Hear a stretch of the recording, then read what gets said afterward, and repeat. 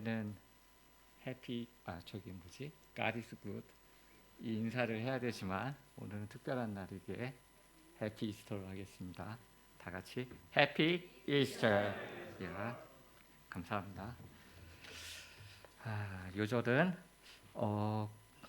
고린도전서 15장 20절부터 22절까지입니다. 같이 읽고 제가 기도하고 시작하겠습니다. 시작. 그러나 이제 그리스도께서 죽은 자 가운데서 다시 살아나사 잠자는 자들의 첫 열매가 되셨도다.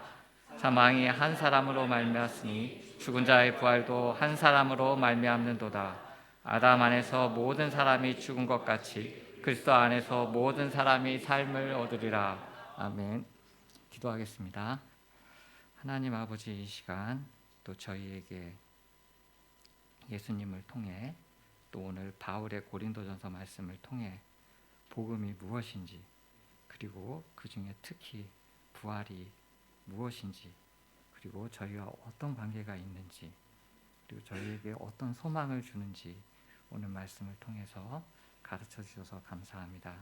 저희가 또 말씀을 듣는 가운데 또 그리스도의 부활에 대한 확신과 또 이 소망을 깊이 덧입을 수 있도록 도와주시고, 바울이 권면했듯 깨어 의를 행하는 그런 인생을 살 수 있도록 붙들어 주시기를 간절히 기도합니다. 오늘 주의 말씀이 온전히 드러날 수 있도록 도와주십시오. 감사하며 우리 주 예수님의 이름으로 기도했습니다. 아멘.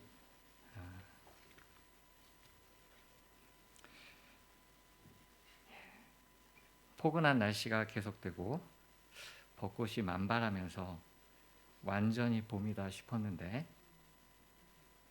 최근 며칠 춥고 바람이 심한 날씨가 이어졌습니다. 꽃샘추위가 봄이 오는 것을 시기하며 우리를 헷갈리게 합니다. 봄이 왔나? 비슷하게 우리 또한 예수님을 믿고 나서 의구심에 빠질 때가 있습니다. 내가 예수님을 믿고 예전과는 완전히 달라졌고 뭔가 변했다고 생각했는데 옛날의 행동을 하고 있는 이러한 자신의 죄악된 모습을 발견할 때나 혹은 주위에서 들려오는 이 사망의 소식을 들을 때 구원과 부활의 실제성에 대한 의구심이 생기곤 합니다. 오늘 말씀을 통해 바울은 이런 우리와 고린도 교인들을 위해서 구원과 부활의 확실성과 소망을 일깨워 줍니다. 고린도 교회는 바울의 2차 전도 여행 시 세워진 교회입니다. 보여주실래요? 간단히 이제 지역이 나와 있는데요. 보시면 좀 이렇게 아시겠죠?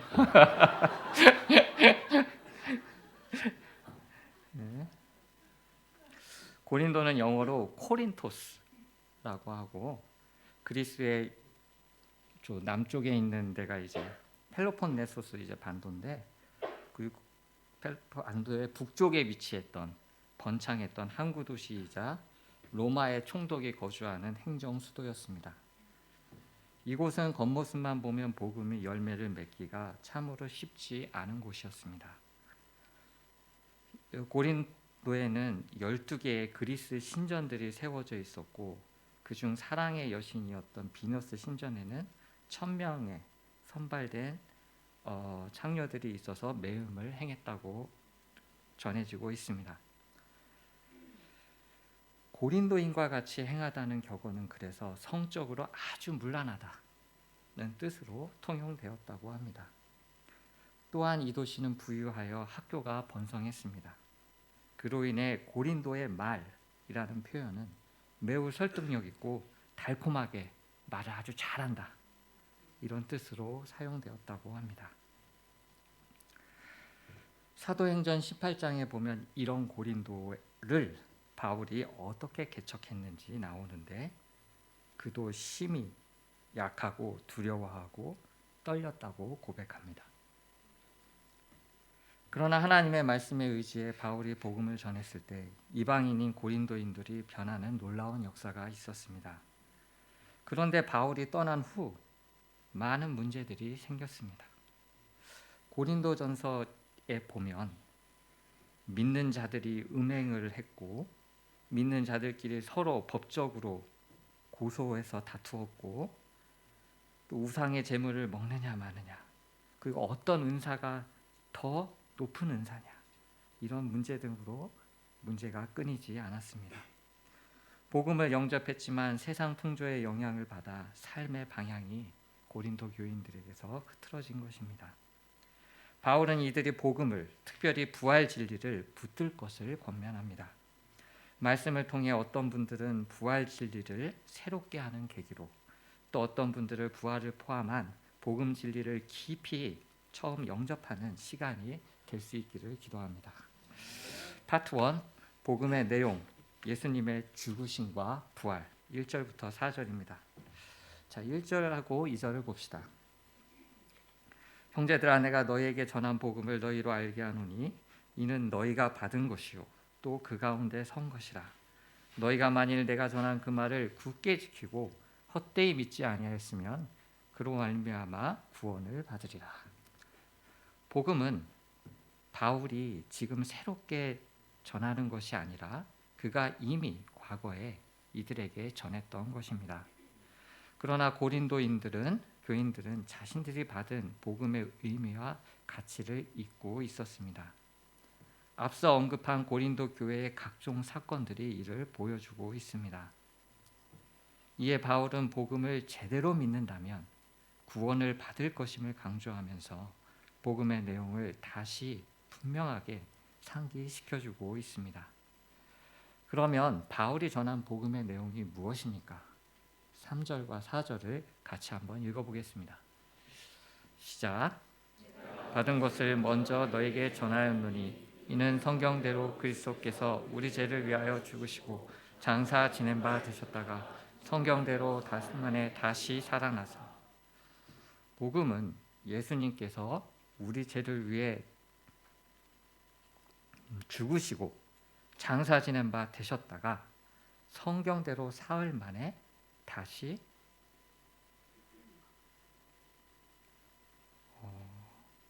살아나신 부활하신 것입니다.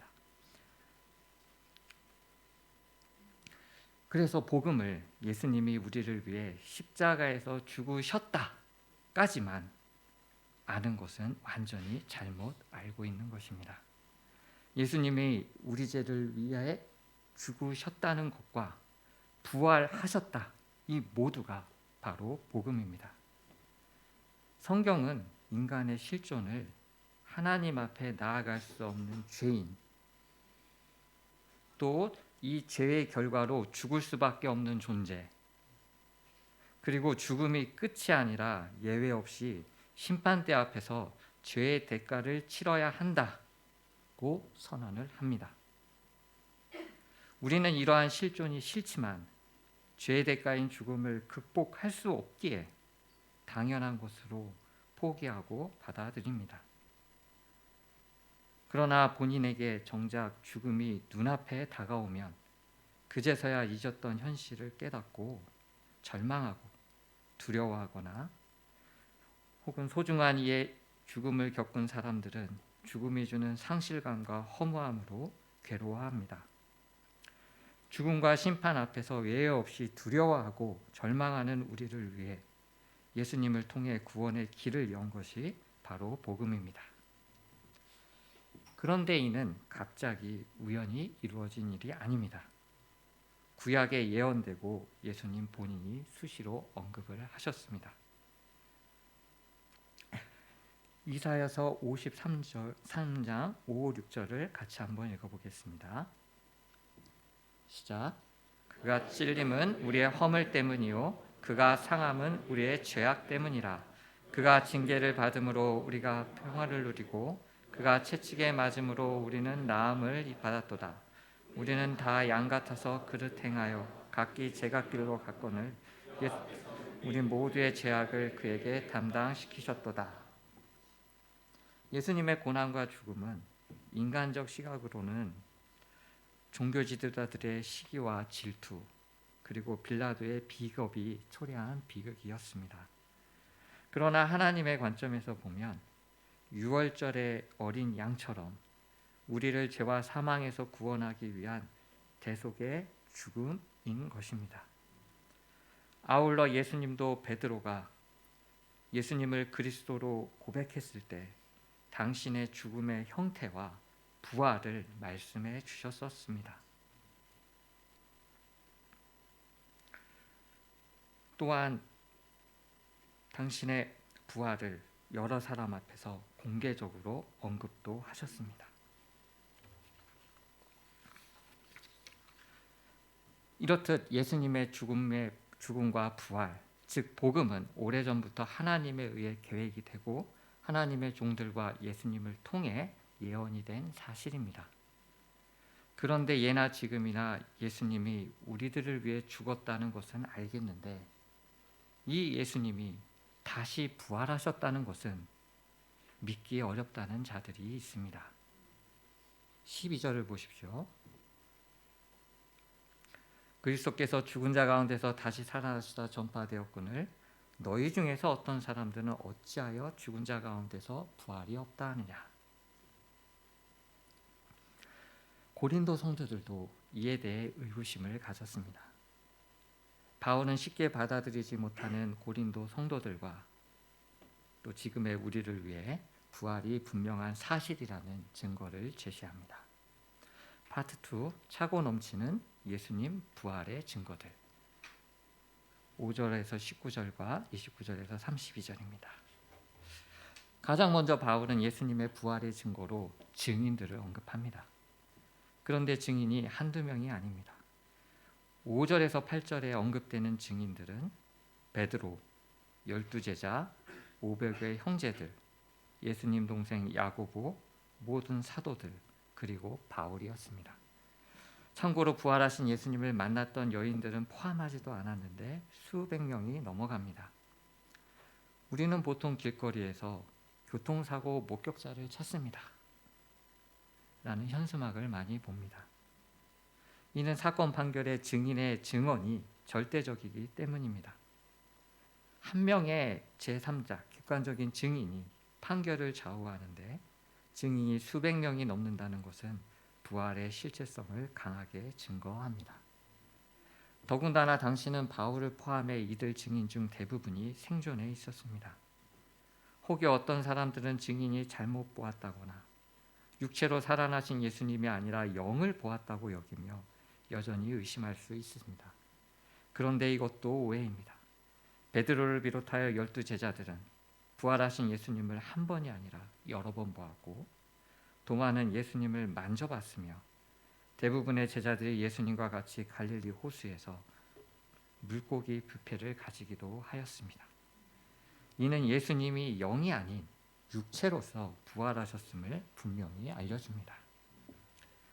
둘째 증거는 예수님 부활로 인해 증인들의 삶에 결정적이고 중대한 변화가 일어났다는 것입니다.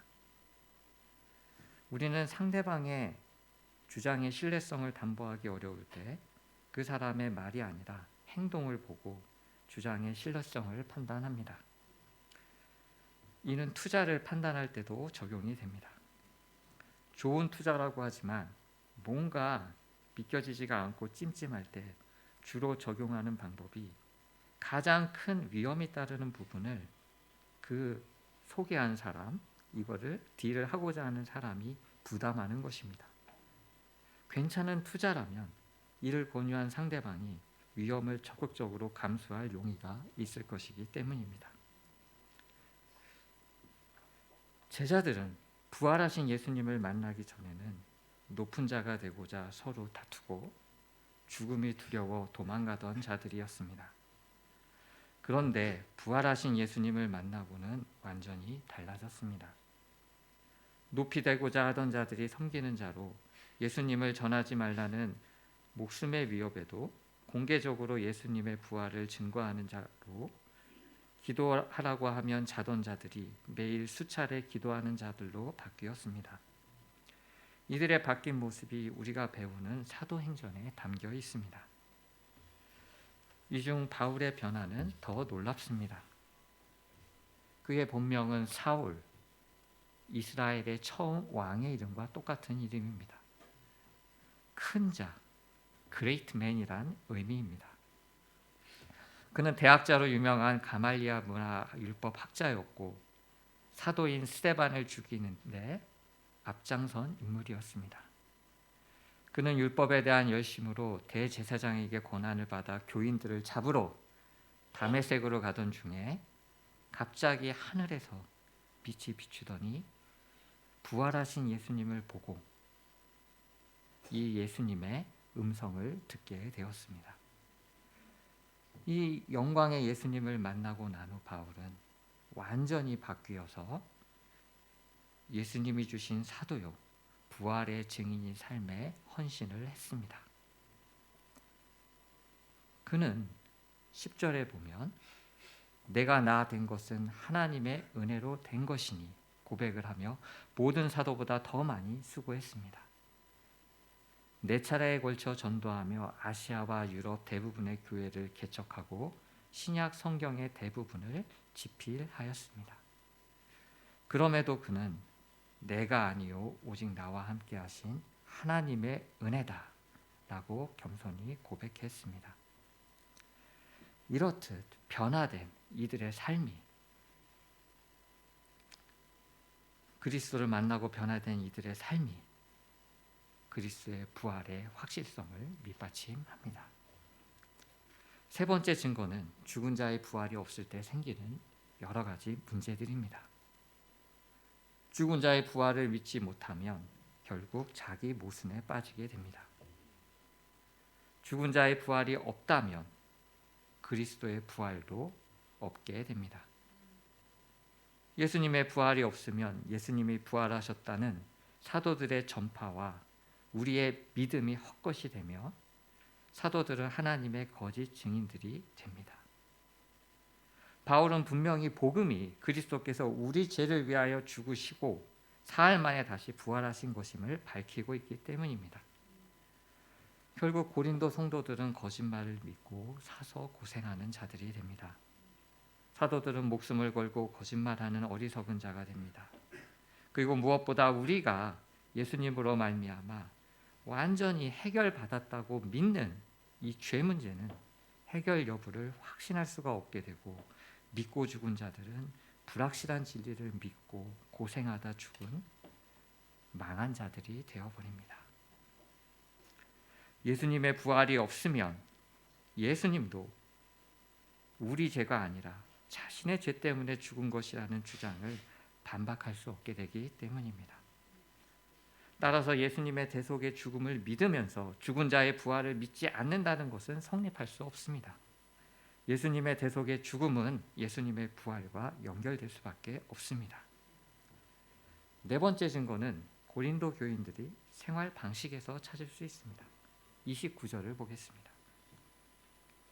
같이 읽어보겠습니다. 시작. 만일 죽은 자들이 도무지 다시 살아나지 못하며 죽은 자들을 위하여 세례를 받는 자들이 무엇을 하겠느냐? 어찌하여 그들을 위하여 세례를 받느냐? 당시에는 죽은 자를 위하여 세례를 주었는데 만약 부활이 없다면 죽은 자들을 위해 세례를 받느라 소중한 물질과 시간을 들일 필요가 없어집니다.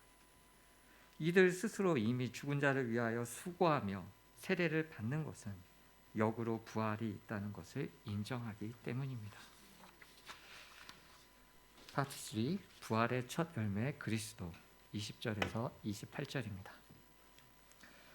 바울의 증거와 설명을 통해 죽은 자들의 부활과 예수님이 부활하셨다는 것을 우리는 알 수 있습니다.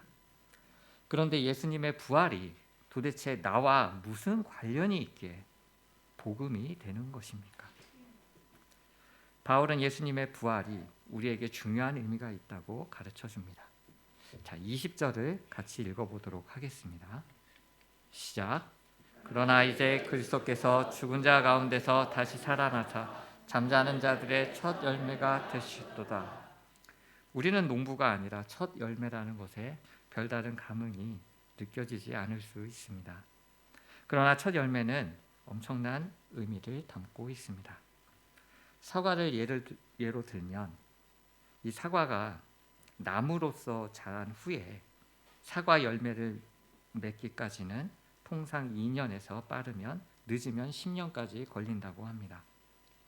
농부는 오랜 시간 동안 과연 열매가 맺힐까 걱정하며 정성을 쏟아야 합니다.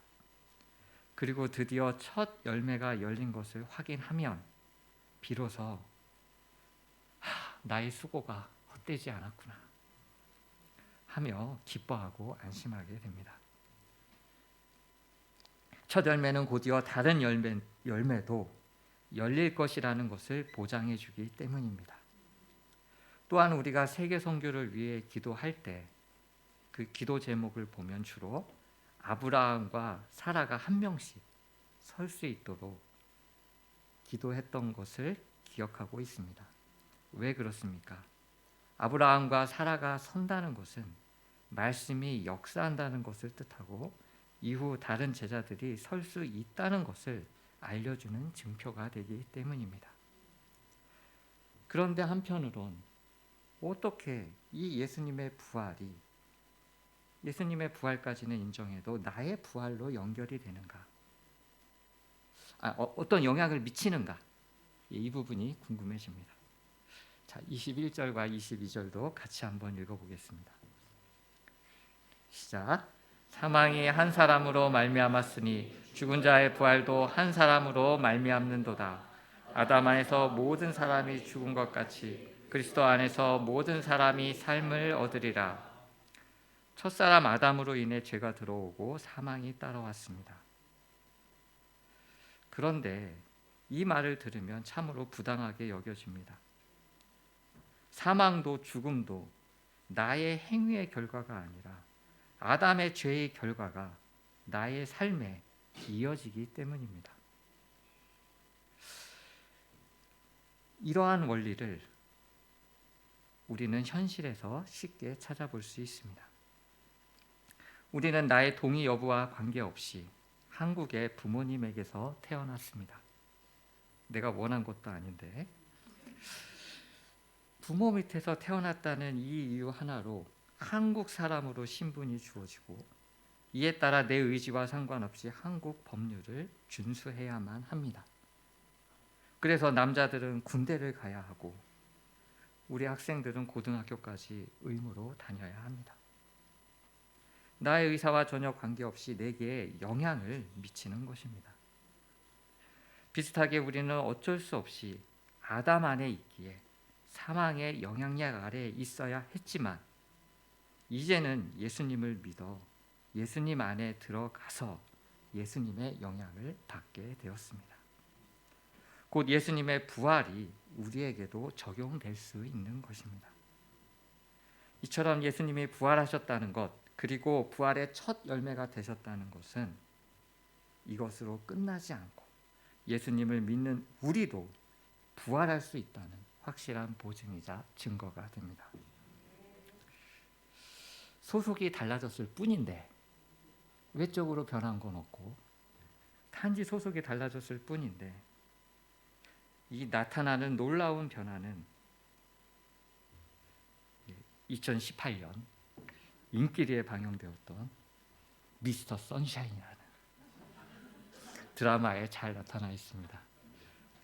갑자기 드라마 이야기를 해서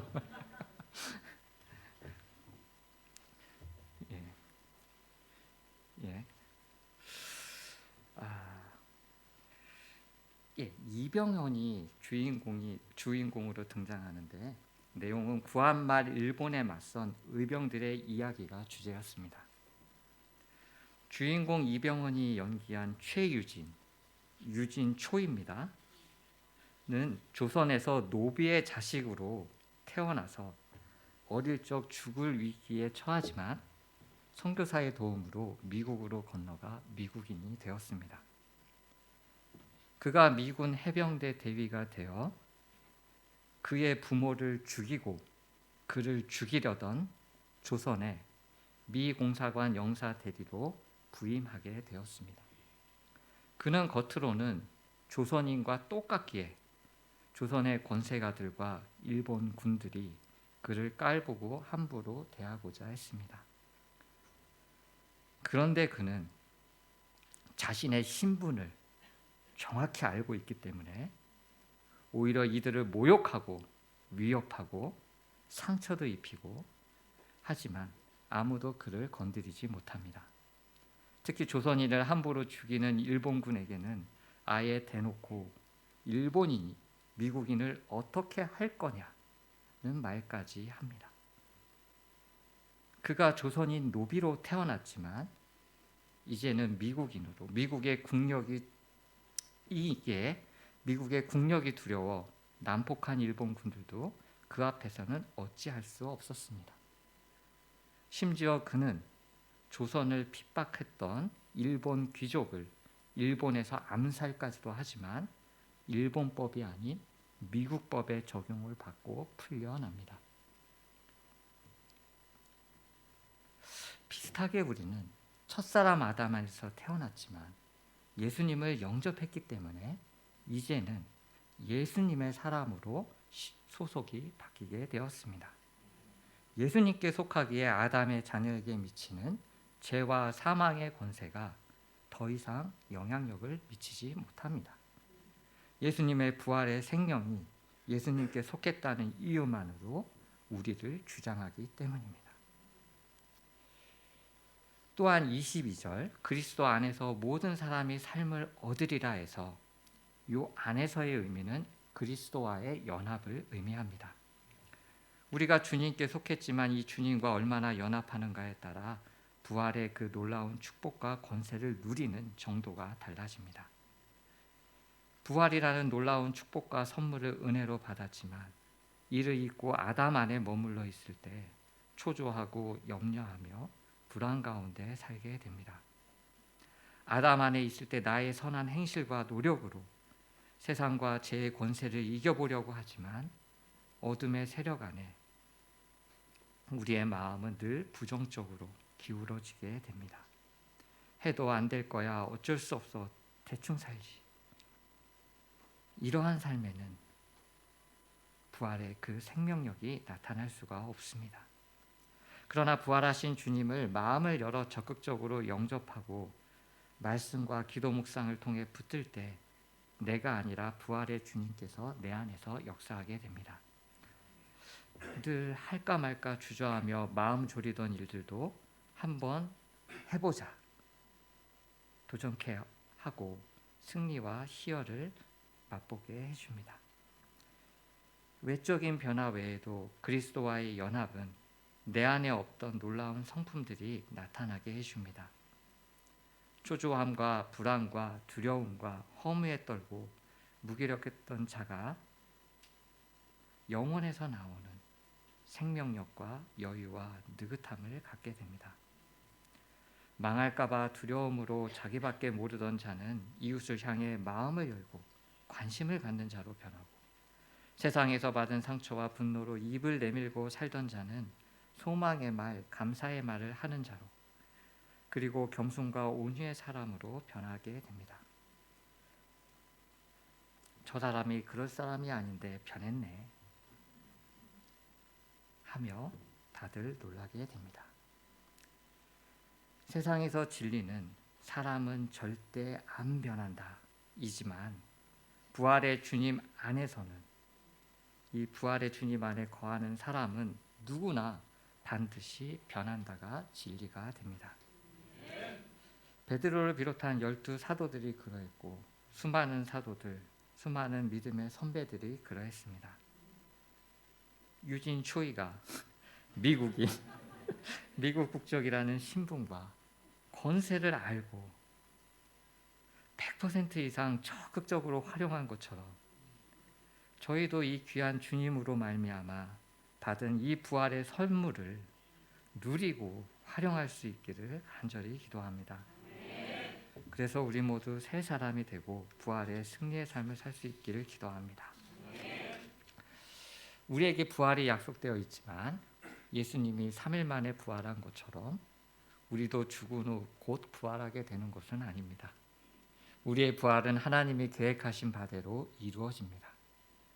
23절과 24절을 보십시오. 그러나 각각 자기 차례대로 되리니 먼저는 첫 열매인 그리스도요, 다음에는 그리스도 강림하실 때 그에게 붙은 자요, 그 후에는 나중이니 저가 모든 권세와 능력을 멸하시고 나라를 아버지 하나님께 바칠 때라. 우리의 부활은 예수님이 재림하실 때 이루어지게 됩니다. 예수님은 재림 이후 사망을 비롯한 모든 원수를 굴복시키시고 창조 질서를 회복시켜 나가실 것입니다. 최종적으로는 당신이 하나님께 복종하신 것처럼 모든 만물을, 우리를 비롯하여 하나님께 복종하도록 하십니다. 파트 4, 부활을 믿는 우리들의 삶의 자세, 30에서 34절입니다. 그러면 장차 부활이 예정된 우리들은 지금 어떤 삶을 살아야 합니까? 바울은 자신의 삶의 간증을 통해 우리가 어떻게 살아야 하는지 우리에게 알려줍니다. 먼저 날마다 죽는 삶을 살아야 한다고 합니다. 31절과 2절을 같이 읽어보겠습니다. 시작. 형제들아, 내가 그리스도 예수 우리 주 안에서 가진 바 너희에 대한 나의 자랑을 두고 단언하노니 나는 날마다 죽노라. 내가 사람의 방법으로 에베소에서 맹수와 더불어 싸웠다며 내가 무슨 유익이 있으리요? 죽은 자가 다시 살아나지 못한다며 내일 죽을 터이니 먹고 마시자 하리라. 바울은 부활이 있기에 날마다 죽는 삶을 산다고 합니다. 그런데 이는 그가 특별한 사람이라서가 아닙니다. 그도 사람이라 부활이 없다면 먹고 마시고 육체의 소욕을 따라 살 것이라고 합니다. 그러나 부활의 예수님을 만나고 부활에 있음을 알게 된 후로는 날마다 위험을 무릅쓰는 삶, 날마다 죽는 삶을 살았습니다. 실제 복음 전파의 사명을 완수함에는 자신의 생명을 조금도 아끼지 아니했습니다. 내가 그리스도와 그 부활의 권능과 그 고난의 참여함을 알려하여 그의 죽으심을 본받아 어찌하든지 죽은 자 가운데서 부활에 이르려 하노니 이렇듯 부활을 믿는 자는 날마다 죽는 삶, 진정한 생명을 쫓는 자로 살아야 합니다. 또한 깨어 의를 행하고 죄를 짓지 않는 인생을 살아야 합니다. 33절과 34절을 같이 읽어보겠습니다. 시작. 속지 말라. 악한 동무들은 선한 행실을 더럽히나니 깨어 의를 행하고 죄를 짓지 말라. 하나님을 알지 못하는 자들이기로 내가 너희를 부끄럽게 하기 위하여 말하노라. 여기서 악한 동무들은 우리를 속게 하고 믿음의 행실을 더럽히는 자들입니다. 특히 함께 예수님을 믿는다고 하면서 부활을 믿지 않는다거나 믿는다고 하면서 부활과 관련 없는 현실 중심적인 삶을 추구하는 자들이 해당이 될 수 있습니다. 이들은 온전한 믿음의 삶을 살고자 하는 우리의 소원을 떨어뜨리고 현실의 필요와 재미도 적절히 추구하는 것이 현명한 삶이라고 우리를 잘못 생각하게 만듭니다. 이들의 외양과 현재 보이는 결과에 속지 않고 예수님이 이미 가셨고 가라고 하신 믿음의 길, 우리가 예수님을 만나고 나서 가고자 소망했던 믿음의 길을 가는 자들이 될 수 있기를 기도합니다. 사도들과 바울이 온전히 감당한 예수님의 구원의 은혜와 부활의 소망을 붙드는 자가 될 수 있기를 기도합니다. 개인적으로는 이 부활절 말씀이 2000년, 23년 전이네요. 5월 그 부활절 수양회에서 제 마음에 깊이 다가왔었습니다. 말씀을 듣고 나서 마음속이 뻥 뚫리면서 제가 왜 믿음의 삶을 살아야 하는지 분명한 이유와 이 길을 가는 것에 대한 확신, 내가 선택한 길이 틀리지 않았다는 것을 알 수 있었습니다.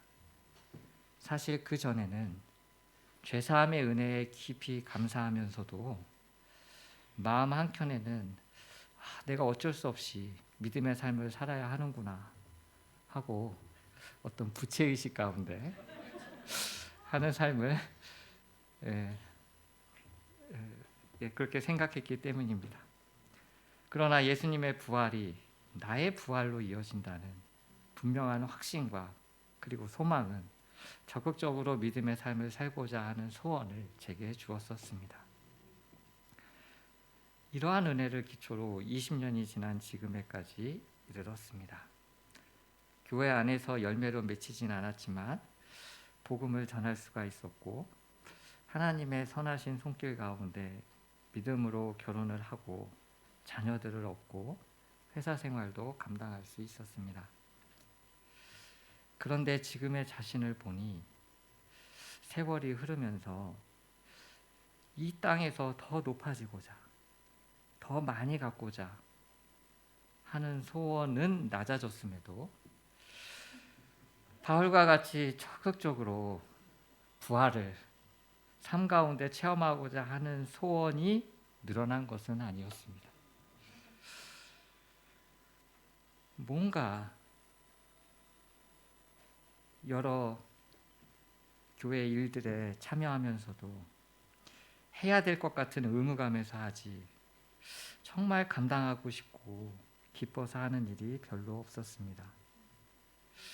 아울러 교회 내의 다른 분들과 비교하며 이 정도 하면 많이 한 것 아닌가 하는 생각을 하고 있었습니다. 그런데 문제는 이렇게 분명한 지향점이 없자 제 앞에 제 안의 죄와 게으름, 안일함이 따라오게 되었습니다. 유튜브와 서핑을 하며 시간을 낭비하고 인터넷 수사, 안목의 정욕을 쫓는 일이 벌어졌습니다. 말씀을 통해 제가 새롭게 흐려진 이 부활의 소망을 회복하고 지금 이를 선명하게 바라보고 지향하는 삶을 살아야 함을 다시 깨닫게 됩니다.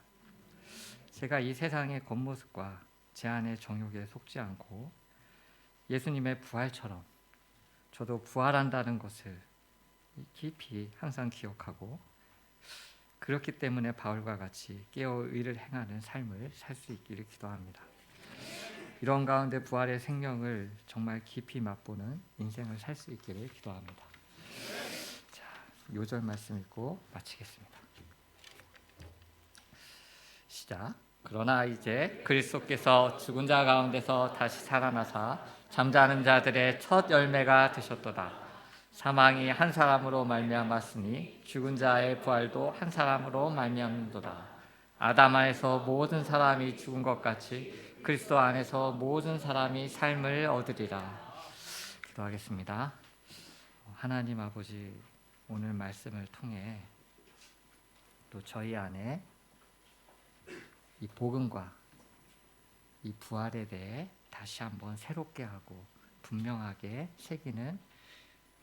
새길 수 있도록 도와주셔서 감사합니다. 바울의 마지막 권면처럼 저희가 깨어 의를 행하고 또 이를 통해 하나님께 영광을 돌리는 정말 부활의 생명이 충만한 그런 인생을 살 수 있도록 도와주시고 붙들어 주시기를 간절히 기도합니다. 감사하며 우리 주 예수님의 이름으로 기도했습니다.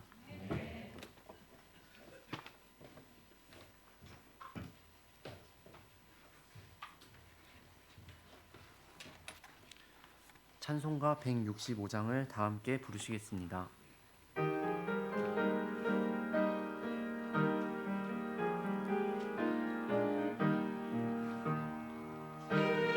님께 영광, 다시 사신 주, 사망 권세 모두 이기시었네.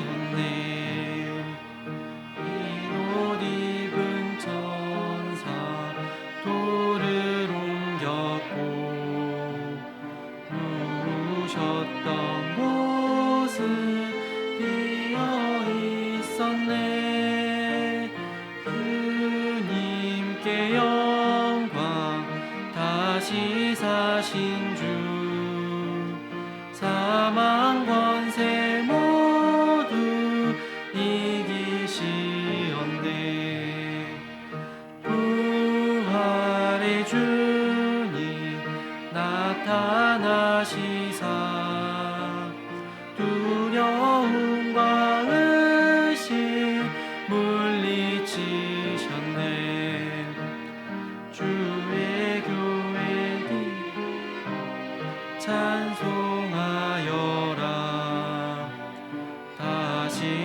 사신 주님 죽음 이겼네 주님께 영광 다시 사신 주 사망 권세 모두 이기시었네 생명의 임금 영광의 주님 주님 없는 삶은 헛되뿐이라 주의 사랑으로 세상 이기고 요단 건너보냐 가게 하소서 주님께 영광 다시 사신 주 사망 권세 모두 이기시었네. 참포도 나무 요에서 특송이 있겠습니다. 특송을 듣는 가운데 준비하신 헌금을 드리겠습니다.